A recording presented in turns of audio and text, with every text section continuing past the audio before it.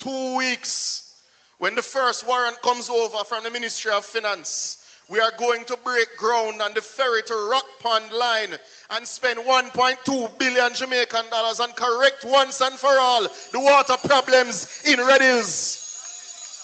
That project will take 15 months, but we're breaking ground in April. It is under contract, the procurement done. It come to infrastructure committee and cabinet already.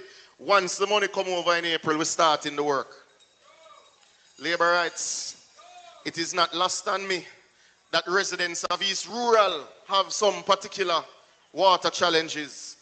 And your MP, Speaker of the House, Mrs. Holness, can tell you we were on the phone up to this morning looking at solutions. So whether it is in Mavis Bank or Garden Town, whether you are in Constitution Hill or you have a lot of leaks in Harborview, I assure you, listen to the speech on Thursday.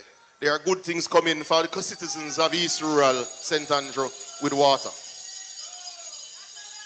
Now those listening in places like Northeast St. Ann, Minister Mackenzie, wouldn't understand that you have sections of the corporate area that because the PNP didn't invest for 40 years when they had control of the country, certainly at their knock when they had their 22-year span, you have sections of the corporate area that have very high NRW.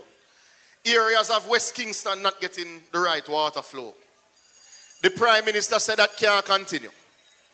We had a very detailed conversation, Minister Mackenzie. Of that $10.1 billion being allocated by Minister Williams, $1.4 billion, Minister Mackenzie, is being allocated to the sewage to fix the sewage situation in Kingston and St. Andrew.